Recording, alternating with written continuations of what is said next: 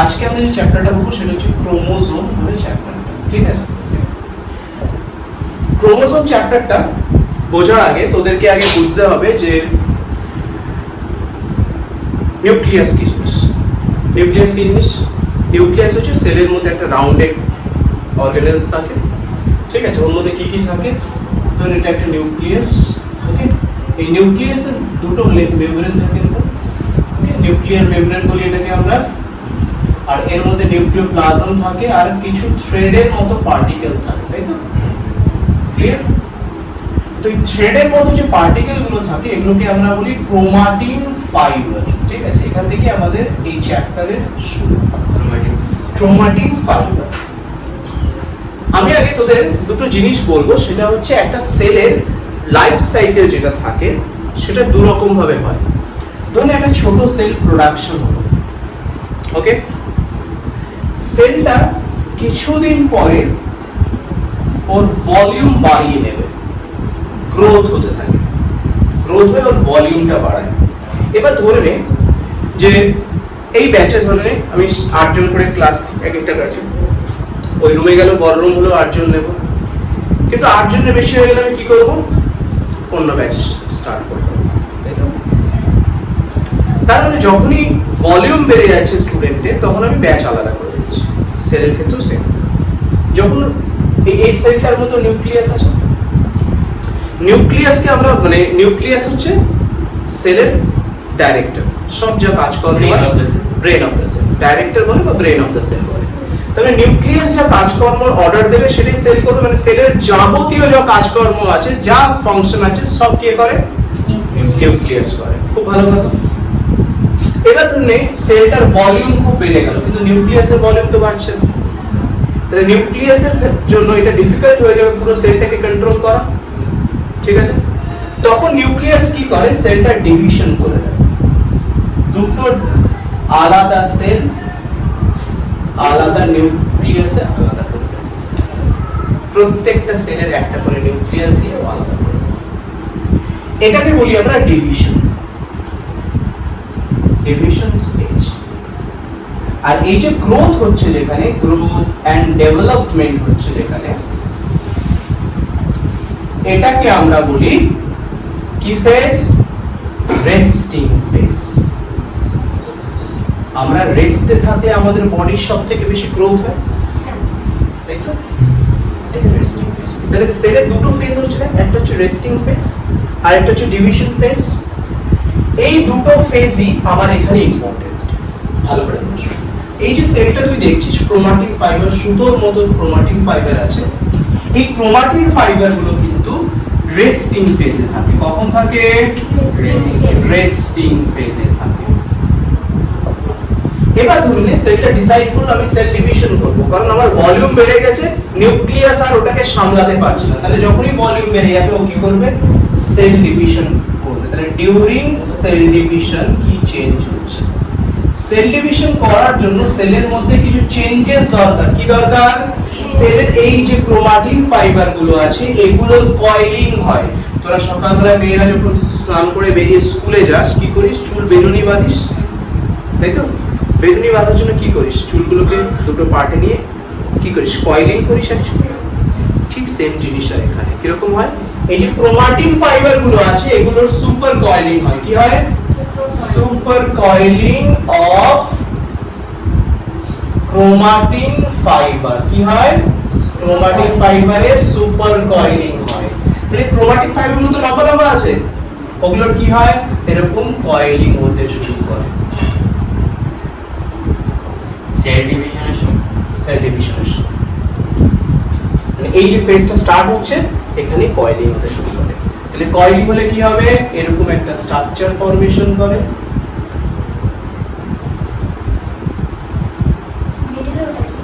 বলছিস এই যে স্ট্রাকচারটা ফর্মেশন হলো এটাকে বলি আমরা ক্রোমোসোম। ক্রোমোসোম এটাই হচ্ছে আমাদের ক্রোমোসোম, ঠিক আছে? তাহলে অ্যাকচুয়ালি ক্রোমোসোম যেটা আমরা বলি সেটা কিন্তু আর কিছুই না, during cell division coiled chromatin fibre.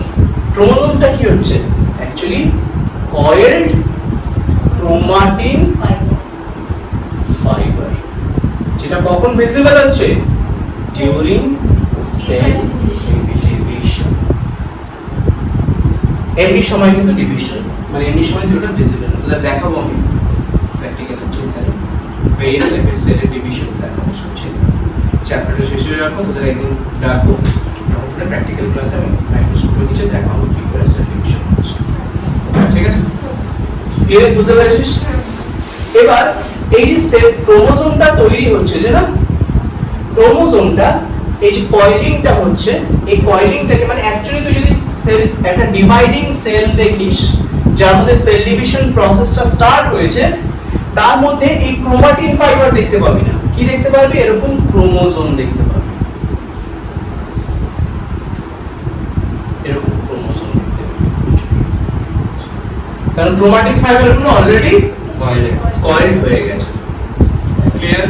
তাহলে ক্রোমোসোম কোথা থেকে আসছে, কি জিনিস ক্লিয়ার হয়ে গেছে। এবার বোঝ ভালো করে, একটা ক্রোমোসোমের আমি স্ট্রাকচার বলছি।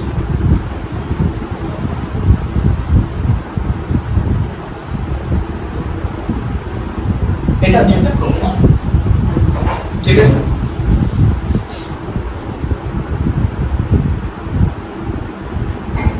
ক্লিয়ার? ক্রোমোসোমটা এই মিডলে যে গোল রিং এর মতো স্ট্রাকচারটা দেখছিস, স্যার ক্রোমোসোমটা তুই যদি দেখিস, অ্যাকচুয়ালি ক্রোমোসোমগুলো আমি দেখলাম এভাবে রাখলাম, তুই বল কোশ্চেনটা যে স্যার এখানে আবার এরকম গোল মতো করে দিলে কেন, কাজ করে? অ্যাকচুয়ালি ক্রোমোসোমগুলো এরকমই হয়, হিউম্যান ক্রোমোসোমগুলো, বাট তুই যখন অ্যাজ এ হোল ক্রোমোসোমের স্ট্রাকচার করবি, তখন তো শুধু হিউম্যান ক্রোমোসোম স্ট্রাকচার করলে হবে না। এই দুনিয়াতে প্রচুর টাইপের স্পিসিস আছে, সবার ক্রোমোসোম অ্যাজ এ হোল তোকে পড়তে হবে। এই যে স্ট্রাকচারটা দেখছিস, আমাদের আশেপাশে এমন একটা ফ্লাইজ আছে যার মধ্যে আমরা এই স্ট্রাকচারটা দেখতে পাই। কি বলতো? লেবু কেটে রেখে দিলে দেখবি একটা কিছু সাদা সাদা এক ধরনের মাছি এসে বসে না, ছোট্ট ছোট্ট ছোট্ট একদম, ওগুলোকে বলি আমরা ড্রসোফিলা। সাইন্টিফিক নেম হচ্ছে ড্রসোফিলা মেলানোগাস্টাস স্টিকটাস, ঠিক আছে? বা ড্রসোফিলা মেলানোগাস্টারও বলে। ওর মধ্যে এই টাইপের ক্রোমোসোমগুলো পাওয়া যায়, ঠিক আছে?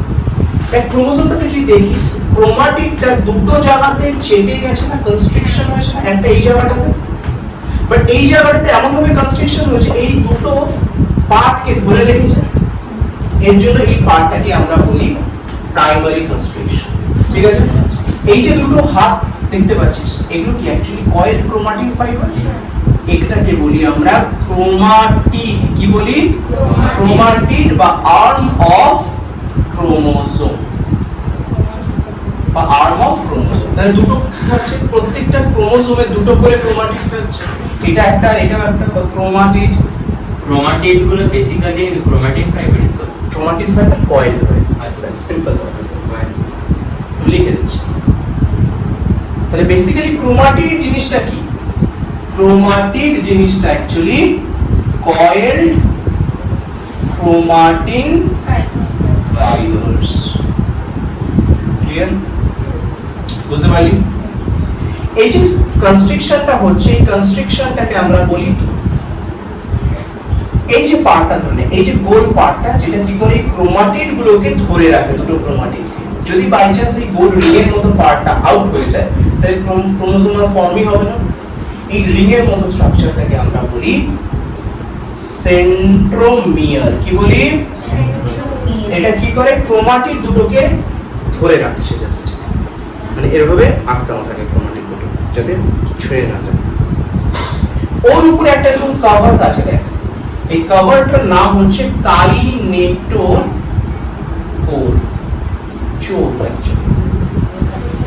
এটা কি করে, এই যে সেন্ট্রোমিয়ারটা সেটা খুব ইউজফুল পার্ট, যদি ওটা ভেঙে যায় তাহলে ক্রোমাটিড গুলো আলাদা হয়ে যাবে।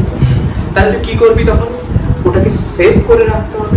তো এরকম আমরা যখন দেখবি প্লেট দিই না, চায়ের নিচে যে প্লেটগুলো দেখি না একটু কার্ভি হয়, দুটো প্লেটকে উল্টো করে রেখে দিবি, ওরকম হয়, জাস্ট এরকম হাতের মতো, ভিতরে সেন্ট্রোমিয়ারটা থাকছে বলের মতো। মানে ধরে নে আমি এরকম করলাম, ধরুন এটা ধরে নে সেন্ট্রোমিয়ার, এটাই রাখলাম, এটাকে এবার চেপে রাখলাম, তাহলে কভার রইল, ঠিক আছে? হ্যাঁ, ঠিক আছে। তাহলে এই যে কাইনেটোকোরটা আছে, এই কাইনেটোকোরটা অ্যাকচুয়ালি তৈরি হয় একটা জিনিস দিয়ে, সেটার নাম হচ্ছে থ্যাংক ইউ গ্লাইকোপ্রোটিন। গ্লাইকোপ্রোটিন জিনিসটা কি, মানে এর কেমিক্যাল স্ট্রাকচার। গ্লাইকোপ্রোটিন মানে হচ্ছে গ্লুকোজ, গ্লাইকো মানে গ্লুকোজ আর প্রোটিন মানে হচ্ছে প্রোটিন, দুটোকে মিক্স করে ময়দার মতো মেখে ওটা বানানো হয়। মানে আমি বানাই না, আমরা কেউই বানাই না, ওটা বানাই হচ্ছে গম।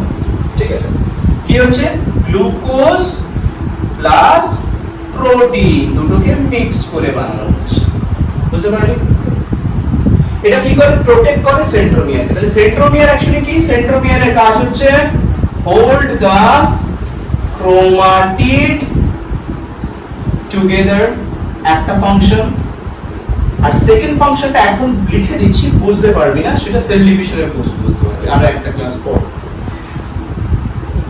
bind with spindle fiber, clear? মানে কি জিনিস সেটা সেল ডিভিশন চ্যাপ্টারে বুঝতে পারবি, এখন বুঝতে পারবি না, তখন বুঝিয়ে দেবো, চিন্তা নেই।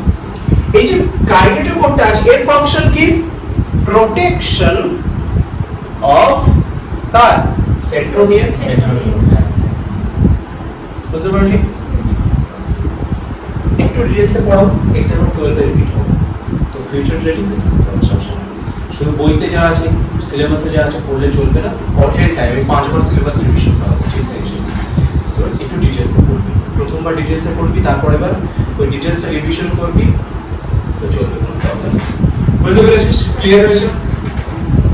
এই যে কনস্ট্রিকশনটা আছে, এই কনস্ট্রিকশনটা না সবার মধ্যে থাকে না। এই যে বাল্বের মতো যে পার্টটা দেখতে পাচ্ছিস, এটা একটা বাল্বের মতো পার্ট রয়েছে, এই পার্টটাকে বলি আমরা স্যাটেলাইট। স্যাটেলাইট বলি এটাকে।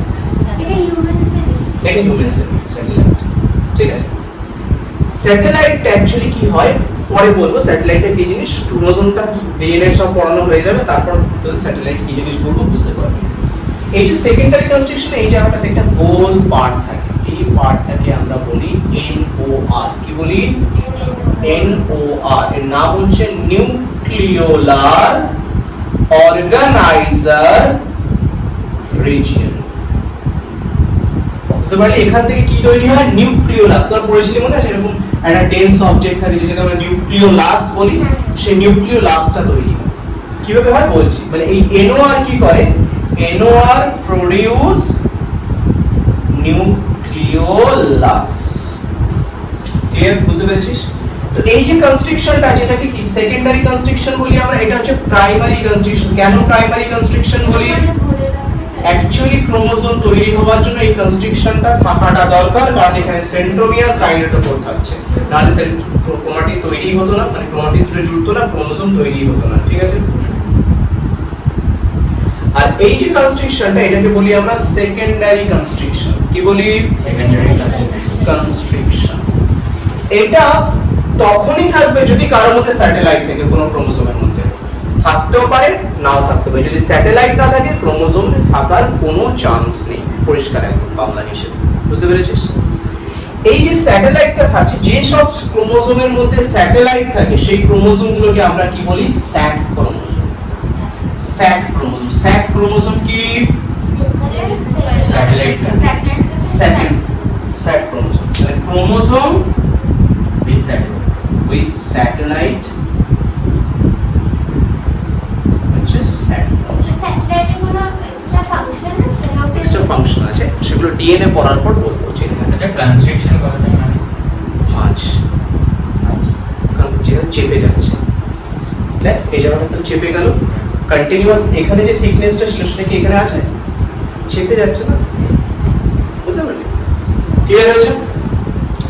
এই গেল। এবার NOR কিভাবে নিউক্লিওলাস তৈরি করে ভালো করে বুঝো। একটা নিউক্লিয়াস আছে, নিউক্লিয়াসের মধ্যে প্রচুর এরকম ক্রোমাটিন ফাইবার আছে, সবকটা ক্রোমাটিন ফাইবারই তো NOR আছে, সবকটা ক্রোমাটিন ফাইবারের NOR এক জায়গাতে মিশছে, মিশছে তো হয়ে গেল। তো ডেন্স অবজেক্ট নিউক্লিওলাস, এটাই তো নিউক্লিওলাস। কম্বিনেশন অফ কি কি, মাল্টিপল NOR। বুঝতে পেরেছিস? একদম তোর কাছে মানে এরকম অনেকগুলো কি আছে, ক্রোমাটিন ফাইবার আছে, প্রত্যেকটা ক্রোমাটিন ফাইবারে তো একটা করে NMR থাকবে। রইল। এবার এর একটা NMR আছে, এর একটা NMR আছে, এর NMR, এর NMR, এর NMR, এর NMR মিলে কি হলো? ডেন্স অবজেক্ট হলো। এটাই তো নিউক্লিয়াস।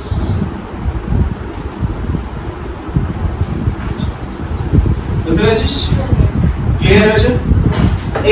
এবার এই যে ক্রোমোজোমের যে এন্ড পার্টটা, এই যে এন্ড এটা আর ওটা একটা এন্ড, এই এন্ড রিজিয়নটাকে বলি আমরা টেলোমিয়ার। কি বলি? টেলোমিয়ার।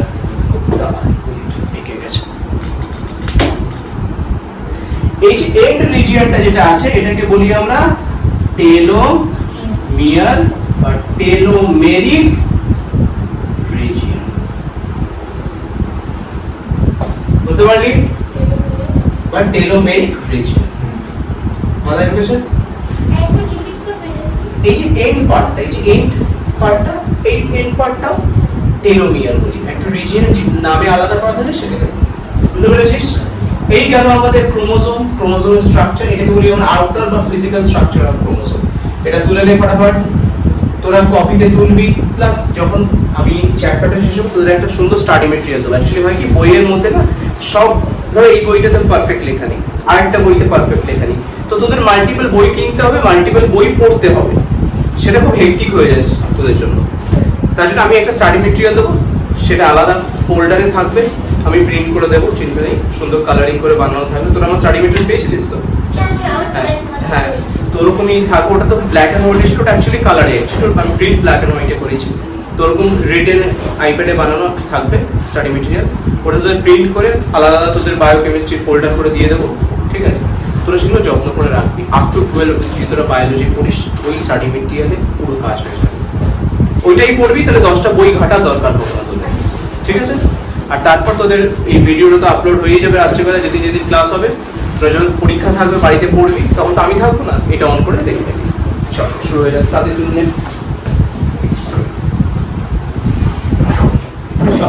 তাহলে তোরা ক্রোমোজোমের ফিজিক্যাল স্ট্রাকচার বুঝতে পেরেছিস?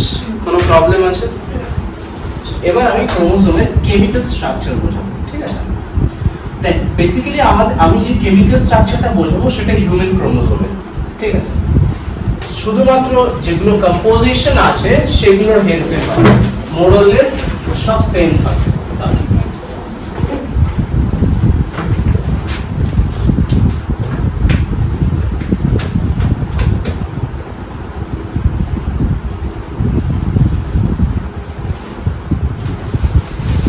একটা ক্রোমোজোম যেটা থাকে, সেই ক্রোমোজোমটা যদি কেমিক্যালি তুই দেখিস, কেমিক্যালি দেখলে এটা দুটো পার্টে ডিভাইড থাকে, ঠিক আছে? কিরকম পার্টে ডিভাইড থাকছে? এর মধ্যে তোর থাকে হচ্ছে ডিএনএ আর বেসিক প্রোটিন, আর একটা থাকে আরএনএ আর অ্যাসিডিক প্রোটিন। কিরকম ভাবে থাকে সেটা ভালো করে বুঝো। ডিএনএ আর বেসিক প্রোটিনটা যত হায়ার অর্গানিজম থাকে তাদের মধ্যে বেশি থাকে, আর আরএনএটা লোয়ার অর্গানিজমের মধ্যে বেশি থাকে, ঠিক আছে? ধরুন এই যে ডিএনএ আর বেসিক প্রোটিন যেটা থাকছে, এটা তোর থাকছে 90%। আমি হায়ার অর্গানিজমের ক্ষেত্রে বলবো, লোয়ার অর্গানিজমের ক্ষেত্রে কিন্তু এটা কমে যায়, ঠিক আছে? আর এর মধ্যে আরএনএ আর অ্যাসিডিক প্রোটিন থাকে, যেটা তোর 10% থাকে। বুঝতে পারলি?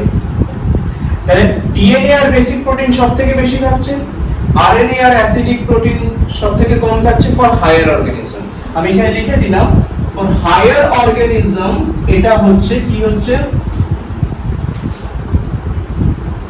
ডিএনএ আর বেসিক প্রোটিন 90% সবথেকে বেশি থাকে, আর আরএনএ আর অ্যাসিডিক প্রোটিন 10% থাকে। ক্লিয়ার? কিন্তু যে অর্গানিজমটা লোয়ার অর্গানিজম হয়ে যাবে তখন উল্টো কম্পোজিশন হয়ে যাবে। লোয়ার অর্গানিজমের ক্ষেত্রে আরএনএ বেশি থাকে, ঠিক আছে? আরএনএ আর অ্যাসিডিক প্রোটিন 90%, ডিএনএ আর বেসিক প্রোটিন 10%। তাহলে আমরা হায়ার অর্গানিজমের ক্ষেত্রে পড়ব।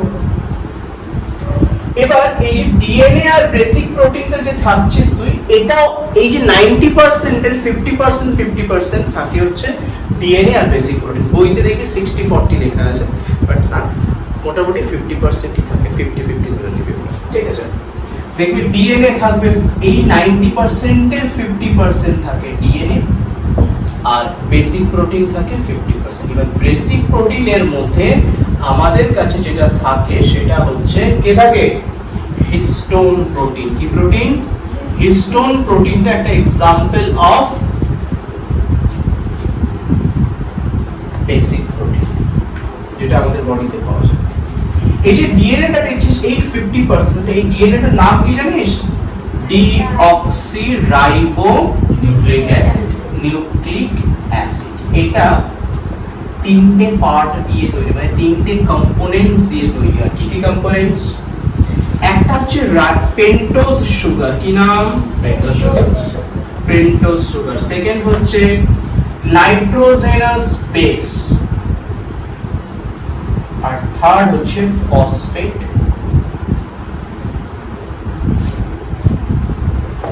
মাথায় ঢুকলো? ঠিক আছে, এই তিনটে জিনিস নিয়ে তৈরি। আমরা এটাকে শর্টে পিএস বলবো, একটু বাদেই কাজে লাগবে, স্ট্রাকচারটা বোঝাবো। এটাকে শর্টে এনবি বলবো, এটাকে পিজি। পেন্টোজ সুগার মানে জানিস কি? পেন্টোজ সুগার মানে এমন একটা সুগার, মানে আমরা যে সুগার খাই না, এমন একটা সুগার যার মধ্যে 5টা কার্বন। পেন্টোজ মানে 5টা, পেন্টোজ মানে 5, পেন্ট মানে 5, ওজ মানে হচ্ছে আমাদের 5টা কার্বন আছে। পেন্টোজ মানে হচ্ছে 5 কার্বন সুগার মলিকিউল। আমরা যখন গ্লুকোজ দেখি, গ্লুকোজ থেকে হেক্সোজ সুগার বলি, আমাদের 6টা কার্বন। গ্লুকোজের যদি ফর্মুলা দেখি C6H12O6, কটা কার্বন আছে? 6টা। এটা হেক্সোজ সুগার। এই পেন্টোজ সুগারের মধ্যে 5টা কার্বন থাকে। এবার হিউম্যান বডিতে যে পেন্টোজ সুগারটা থাকে ডিএনএ তৈরি করার জন্য, সেই পেন্টোজ সুগারটার নাম হচ্ছে রাইবোজ সুগার। এটা দেখ রাইবো কথাটা এসছে। বায়োলজি কিন্তু মুখস্থ করার বিষয় না। আমরা ডিএনএ নাম মুখস্থ করি, স্কুলের টিচার ডিএনএ ফুল ফর্মটা মুখস্থ করে দেবে, নামটা পড়ছ, প্রত্যেকটা ওয়ার্ডের পিছনে লজিক আছে। রাইবো কেন বললাম? কারণ রাইবো সুগার থাকে, মানে ডিএনএ তৈরি করার জন্য তোকে পেন্টোজ সুগার লাগবেই লাগবে। এবার এই পেন্টোজ সুগারটা তুই কোথা থেকে আনছিস, কোন পেন্টোজ সুগার চুজ করছিস? অনেক টাইপের, রাইবোজ হয়, রাইবিউলোজ হয়। আমাদের হিউম্যান বডিতে ডিএনএ তৈরি করার জন্য যে পেন্টোজ সুগারটা থাকে সেটা হচ্ছে রাইবোজ সুগার, ঠিক আছে। এবার বলবি স্যার ডিঅক্সি মানে কি? ডিঅক্সি মানে কি? ওকে দিলওয়ালে দুলহানিয়া লে নিয়ে যাবে, এরকম কোনো ব্যাপার স্যাপার আছে না। ব্যাপার হচ্ছে যদি পেন্টোজ সুগারটা তুই দেখিস, রাইবোজ সুগারটা তুই যদি দেখিস, 5টা কার্বন থাকে, ঠিক আছে, ভালো করে বোঝো।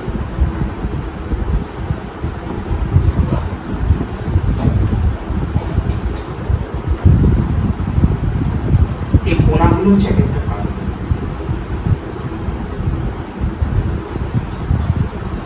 এরকম দেখতে 5টা কার্বন, মাঝখানে হচ্ছে এটা অক্সিজেন, ঠিক আছে।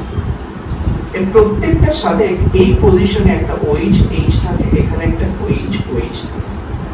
এই যে অক্সিজেন দুটো দেখছিস, এগুলোকে অন্য সুগারের সাথে বন্ড করার জন্য বা অন্য ফসফেট গ্রুপের সাথে বন্ড করার জন্য কেন হয় সেটা পরে বলবো আমি আরো ডিটেইলসে। এখন শুধু এটুকু বসে এই অক্সিজেন গুলোকে লাথ মেরে বের করে দেওয়া হয়। এই যে অক্সিজেন গুলো দেখছিস তোরা, এই অক্সিজেন গুলোকে অন্য বন্ড বানানোর জন্য এই কার্বনের ভ্যালেন্সি খালি করতে হবে, তার জন্য এই অক্সিজেন গুলোকে বের করে দেওয়া হয়। তার মানে দিস অক্সিজেনস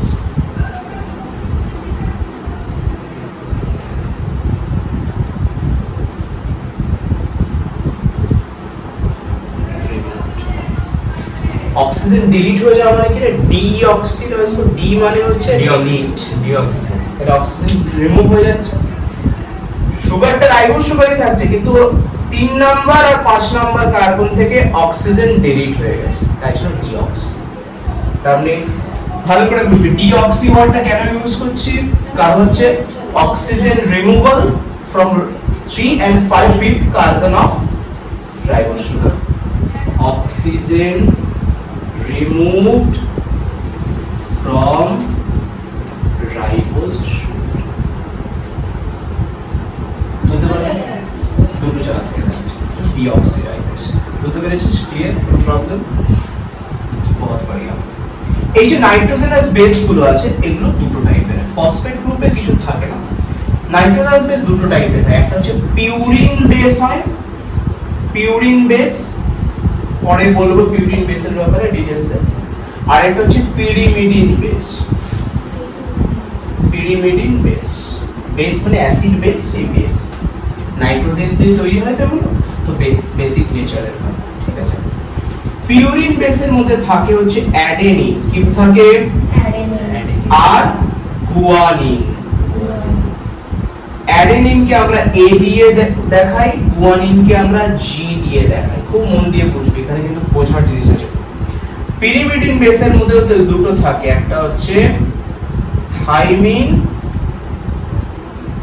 আর সাইটোসিন থাইমিনকে আমরা টি দিয়ে ডিনোট করি সাইটোসিনকে সি দিয়ে ডিনোট করি ঠিক আছে এগুলো কম্পোজিশন গুলো বলছি ভালো করে বুঝবি ফসফেট গ্রুপের মধ্যে কি থাকে H3PO4 ফসফরিক অ্যাসিড থেকে ফসফেট গ্রুপটা বেরিয়ে আসে সেই ওখানে কোনো বিশেষ কিছু ঝামেলা নেই তাহলে কি কি থাকছে এটা ডিএনএ এর মধ্যে বুঝতে পারলি পেন্টোজ সুগারটা কি টাইপের ডিঅক্সিরাইবোজ মানে রাইবোজ 5টা কার্বন দ্বারা রাইবোজ সুগার তার 3 আর 5 নম্বর থেকে তুই অক্সিজেন বের করে দিচ্ছিস যাতে ও ফসফেট গ্রুপের সাথে বন্ড করতে পারে দেখাবো এখানে 3 আর 5 নম্বর এটা 3 নম্বর কার্বন 5 নম্বর ও আচ্ছা পজিশন থেকে বেরিয়ে যাচ্ছে ঠিক আছে 1 2 3 4 5 বুঝতে পারলি 3 আর 5 নম্বর থেকে বেরিয়ে যাচ্ছে এবার এই যে আর এই পিউরিন এই নাইট্রোজেন বেস কি থাকছে পিউরিন আর pyrimidine adenine guanine thymine cytosine okay এই দুটো হচ্ছে এই চারটি হচ্ছে বেস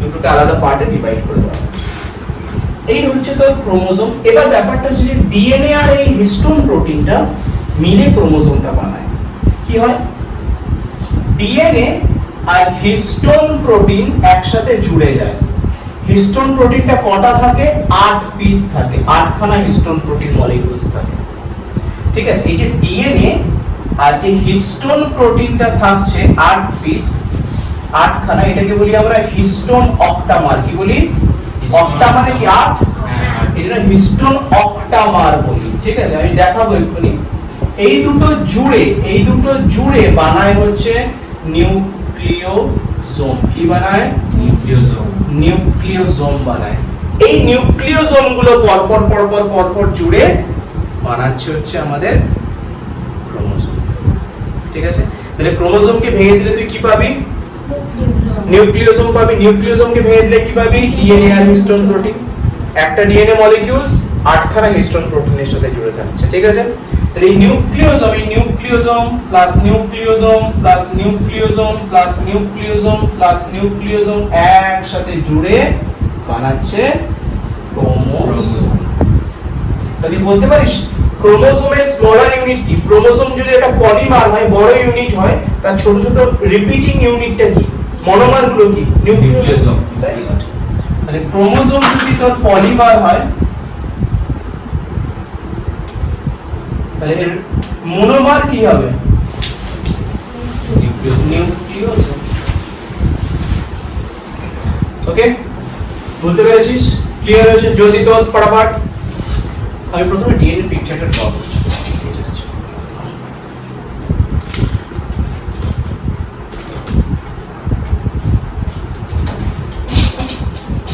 তো দেখতে পাচ্ছিস তো আসলে করছো দেখ ডিএনএ আমি প্রথমে ডায়াগ্রামটা ড্র করছি ওকে তারপর তোরা বুঝতে পারবি ডিএনএ কিরকম ভাবে তৈরি হচ্ছে ওকে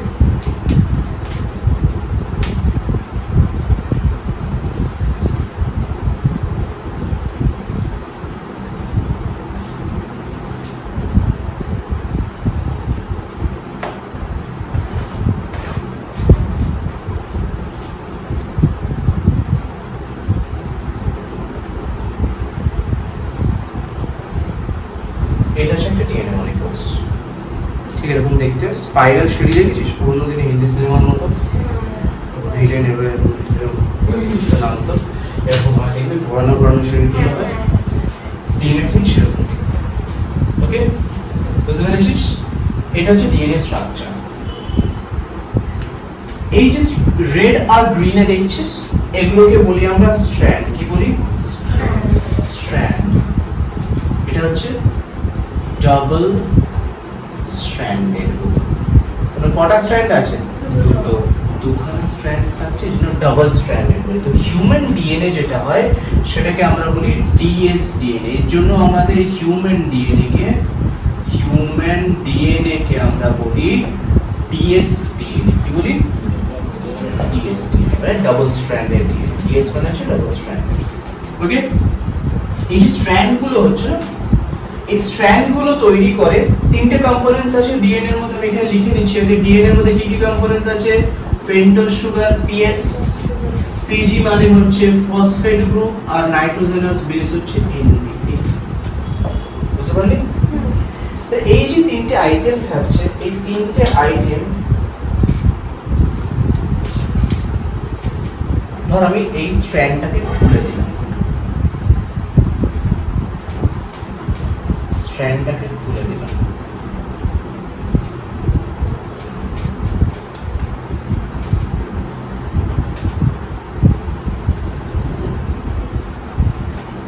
গ্রিন স্ট্যান্ডটা গ্রিন,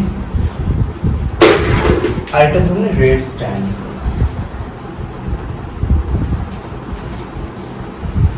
স্পাইরাল পার্টটা খুলে দিয়ে আমি টেনে লম্বা করে দিলাম। এখানে স্ট্র্যান্ডটা তৈরি করে পেন্টোজ সুগার আর phosphate group. Pentose sugar phosphate group, pentose sugar phosphate group, pentose sugar phosphate group, pentose sugar phosphate group alternatively. এদিকে যেখানে পেন্টোজ সুগার আছে ঠিক ডান দিকের স্ট্র্যান্ডটাতেও সেম জায়গাতে এরকম থাকবে।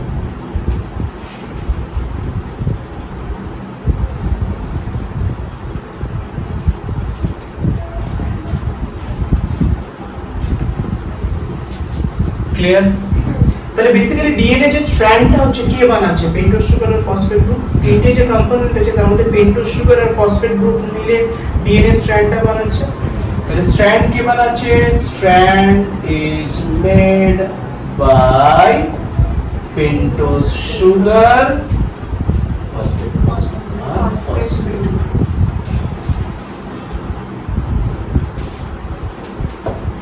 বুঝতে পারলি?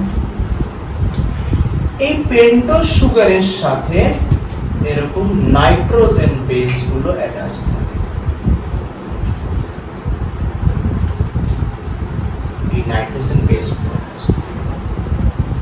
এই বক্সের মধ্যে নাইট্রোজেন বেস থাকে। কোনো ফসফেট গ্রুপের সাথে নাইট্রোজেন বেস থাকবে না। কার সাথে থাকবে? পেন্টোজ সুগারের সাথে।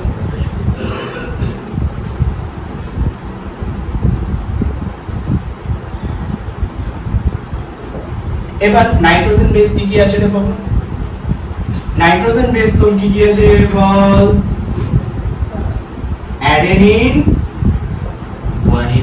অ্যাডেনিন যেটা এ দিয়ে ডিনোট করছি, গুয়ানিন যেটাকে জি দিয়ে ডিনোট করছি, সাইটোসিন যেটাকে সি দিয়ে ডিনোট করছি, আর থাইমিন যেটাকে আমরা টি দিয়ে ডিনোট করছি।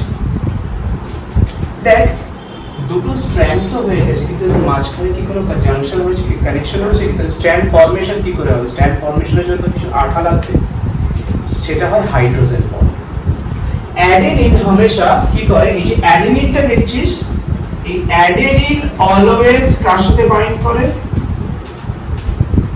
অ্যাডেনিন সবসময় bind with cytosine, sorry adenine হামেশা বাইন্ড করে থাইমিনের সাথে।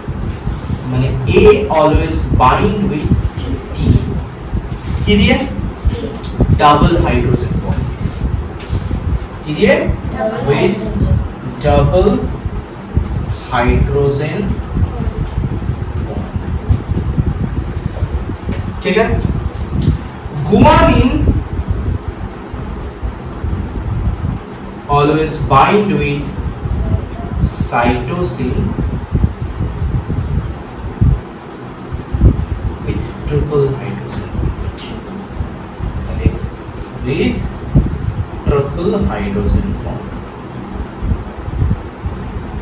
তাহলে অ্যাডেনিনের আর থাইমিনের মধ্যে বন্ড কি হচ্ছে, যদি ধর তাহলে অ্যাডেনিন সব সময় থাইমিনের সাথে হবে বা থাইমিন অ্যাডেনিনের সাথেই হবে, কখনো এ জি এর সাথে হবে না বা এ সি এর সাথে হবে না। এ অলওয়েজ টি এর সাথে, টি অলওয়েজ এ এর সাথে, জি অলওয়েজ সি এর সাথে, সি অলওয়েজ জি এর সাথে। ধর এখানে তুই যদি এ লিখিস তাহলে এখানে কি আসবে, অটোমেটিক্যালি টি চলে আসবে, বুঝতে পারলি না? যদি এ অলওয়েজ টি এর সাথে হচ্ছে তো তাহলে তুই এখানে এ বেস বসলে তাহলে এখানে কি চলে আসবে, টি। তুই যদি এখানে টি বসিয়ে দিস তাহলে ওদিকে কি আসবে, এদিকে তুই যদি জি বসিয়ে দিস ওদিকে কি আসবে, সি আছে, যদি তুই এদিকে সি বসিয়ে দিস জি জি, যদি এদিকে টি এ বসিয়ে দিস এদিকে টি। এবার এ আর টি এর মাঝখানে কি বন্ড হয়, ডাবল হাইড্রোজেন বন্ড, দুটো হাইড্রোজেন বন্ড দিয়ে দে, দুটো হাইড্রোজেন বন্ড দিয়ে দে, এর মধ্যে ট্রিপল।